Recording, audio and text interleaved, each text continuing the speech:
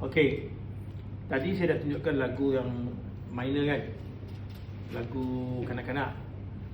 Pelajar-pelajar boleh juga ambil lagu-lagu yang berbentuk komersial ni lah, ataupun lagu-lagu yang ada dekat saran bahasa Inggeris ke, bahasa Melayu ke.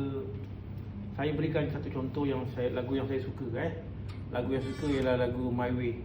My Way ni lagu dia sangat, dia punya lirik tu sangat menyentuh hati saya lah. Yalah, kita dah hujung-hujung usia kan. Ni arah kita punya perjalanan hidup kan. Biasa kalau lagu-lagu orang pencen dia nyanyi lagu ni lah. Okey jom kita tengok apa sesuai lagu ni. Mula kita on. Dan saya rasa yang saya nak gunakan ialah style dia apa? Kosong?